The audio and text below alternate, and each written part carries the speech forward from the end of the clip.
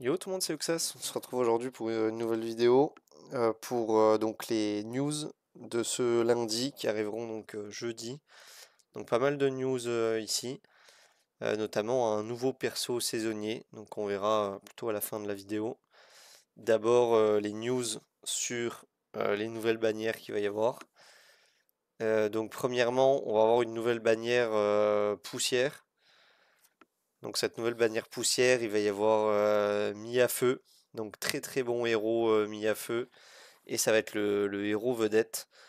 Donc si vous êtes en 2 sur 2, le prochain qui tombera, c'est garanti, c'est une Mia-Feu. Donc excellente unité pour tous ceux qui ne l'ont pas. Notamment pour du Tulpa et de la Rift bois. Donc le perso est vraiment très très bon. Je vous invite à pull dessus si vous n'avez pas déjà une Rosalie ou Gavin. Le perso est vraiment très très bon. Avec elle sera accompagnée Alia. Alia qui reste une très bonne unité pour du PVP. Malheureusement, il faut son A2 et le fait qu'elle soit boucle pour être viable en PVP, Alia, qui peut donner des tours sup instantes à ses alliés en étant la plus rapide via son S2. Donc Alia, plutôt un bon perso, mais pas à la hauteur de Mia-Feu malheureusement. Donc ça c'est pour le perso eau et le perso feu. Et enfin le perso bois, qui est très largement à la hauteur de Mia-Feu, si ce n'est au-delà. Le dernier c'est Cordelia. Donc Cordelia qui est dans la bannière, pareil, très très bonne unité, hein, on peut pas dénigrer ce perso. Excellent en GVE, excellent en PVP, en Faction War. Ça se joue aussi en donjon, notamment en Queen. Donc le perso est vraiment excellent dans tous les contenus, avec très très peu de faiblesses, si ce n'est que Karma, la counter assez fort. Je vais vous mettre en fond petit combat, ça vous fera un fond. Donc voilà pour cette bannière. Ensuite, on va avoir l'événement saisonnier, évidemment. Donc l'événement de saisonnier qui arrivera en même temps que le nouveau héros, donc c'est-à-dire le 26 juin. Donc événement saisonnier avec bannière de saison, dont on parlera après. On a la période de GVG, la prochaine période de GVG, donc qui sera du 3 juillet au 17 juillet. Donc après cette période de GVE. On a également la prochaine période d'arène. Donc la prochaine période d'arène va être donc du 30 juin au 24 août. Donc ça va être une assez longue période, presque 2 mois ici, à une semaine près. Et enfin, dernière news, donc pour ce qui est des petites news entre guillemets, c'est donc le Sky Duel. Donc j'imagine que c'est la RTA. Donc la RTA qui va aller du 5 juillet au 4 septembre. Donc là, ça va être très très long par contre, si c'est ce contenu-là. Donc très très longue période, à moins qu'il y ait une petite erreur, mais a priori c'est ça. Et on va pouvoir donc passer à ce fameux héros de saison. Donc je vous mets une image voilà, pour vous en fond. Donc ce héros va s'appeler Hereda, comme vous le voyez ou vous en doutez maintenant, ça sera un héros d'eau. Et ça va être donc une bannière saison. Donc je rappelle pour ceux qui connaissent pas la bannière saison, il y a 50% de chance lorsque vous avez un lège que ce lège-là soit Hereda et 50% de chance que le lège soit un autre héros que Hereda. Si vous avez eu un autre héros, le prochain lège sera garanti et forcément Hereda. Donc voilà pour la bannière saison.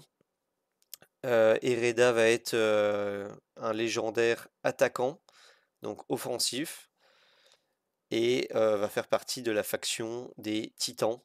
Donc je sais plus le nom sur le jeu. C'est Titan Island en anglais, mais en français, on va le regarder ensemble. C'est Titan de la Terre givrée, un truc comme ça. Terre givrée du Titan. Voilà, donc ça va être un héros d'eau de cette faction, Terre givrée du Titan. Donc Hereda. Et on va voir donc le kit ensemble. Est-ce que ça va être intéressant ou pas de pool dessus? On va y répondre tout de suite en commençant par le trait, donc la compétence passive.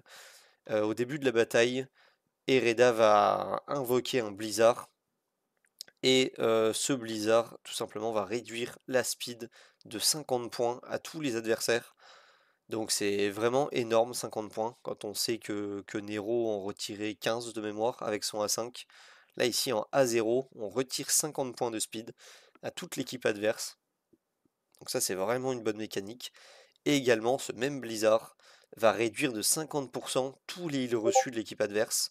Donc c'est vraiment très très bon ici de pouvoir réduire à la fois la vitesse et à la fois réduire le healing de l'équipe adverse. Le blizzard prend fin à une seule condition, c'est si Hereda meurt. Donc tant qu'Hereda sera vivante sur le terrain, le blizzard continuera et va réduire la speed donc drastiquement de l'équipe adverse. Et en plus de ça, donc réduire le taux de heal. Son A5, bah, ça va aller très vite, c'est exactement le même passif, à une différence près, c'est qu'on ne réduit plus les heals de 50%, on les réduit de 80%. Donc une grosse réduction pour Hereda ici à la fois de speed, hein, de 50 points de speed, et également de heal reçu de 80%. Donc c'est comme un anti-heal finalement sur toute l'équipe adverse. Ensuite on va passer au S1, donc chaque version de sort va être dans la version book. Donc pour le S1, inflige 130% de dégâts à un ennemi et a 50% de chance d'infliger l'état gelé sur la cible pour 2 tours. Donc c'est vraiment très très bon de pouvoir geler 2 tours un adversaire sur un simple S1. Donc c'est presque équivalent à du Royce qui silence 2 tours, mais en mieux forcément, puisqu'en silence les héros peuvent encore utiliser leurs compétences, notamment le S1 et le passif. Alors que là, on gèle, bah tout simplement on gèle, hein, donc il n'y a rien d'autre à dire que ça. Ça va être vraiment extrêmement fort. On passe ensuite à la compétence spéciale. Donc ça inflige que 130% de dégâts, ça c'est assez faible, sur 3 ennemis. Et ça va être 3 ennemis random. Donc malheureusement, il y a un des adversaires qu'on ne va pas toucher, notamment sur du PVP. Et que fait ce S2? Donc il tape pas très fort, il tape que 3 ennemis et ce sont des ennemis aléatoires. Mais qu'est-ce que ça fait pour que le sort soit aussi fort pour équilibrer? Ça ajoute donc du cooldown sur le S3 de 2 tours. Donc ça retarde de 2 tours les S3 de toute l'équipe adverse sauf un joueur. Donc ça va être vraiment très très fort ce S2. Ça me fait un peu penser à... Pardon, ça me fait un peu penser à Rick, qui lui donc retarde les compétences S3 de toute l'équipe adverse de un seul tour.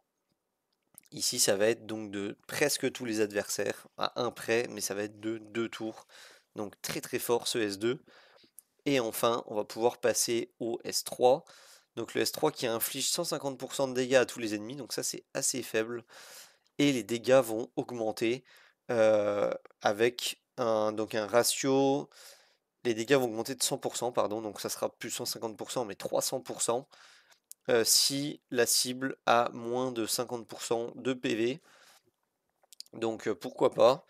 On va taper beaucoup plus fort sur les cibles qui sont déjà descendues en PV. Donc c'est un peu la mécanique de Manolin pour les rifts par exemple. Et également, si la cible est un ennemi feu, ça détruit instantanément l'ennemi. Donc ça va être vraiment fort cette mécanique de pouvoir one-shot l'ennemi s'il est feu et qu'il possède moins de 50% PV, je suppose. J'espère en tout cas que c'est pas juste un one-shot de type feu juste en pressant sur le bouton. Ça serait sinon beaucoup trop fort.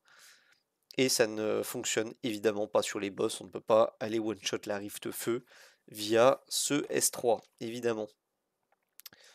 Voilà, je pense qu'on a fait le tour des compétences du héros.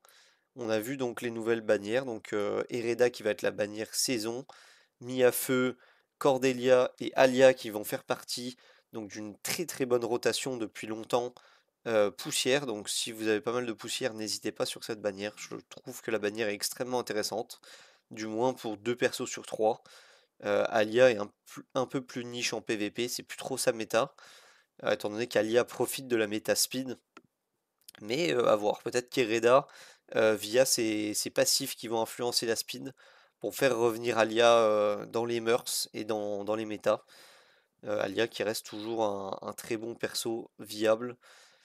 Et donc comme je l'ai dit, donc l'event qui débute, l'event du héros saisonnier le 26 juin, donc ce jeudi, et période de GVG, donc je me répète aussi, qui va donc du 3 juillet au 17 juillet, et la période d'arène donc qui ira du 30 juin au 24 août.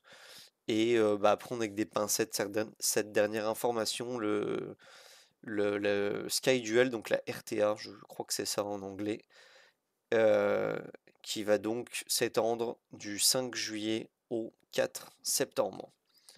Voilà, merci d'avoir regardé la vidéo, je vous souhaite bon jeu et à plus.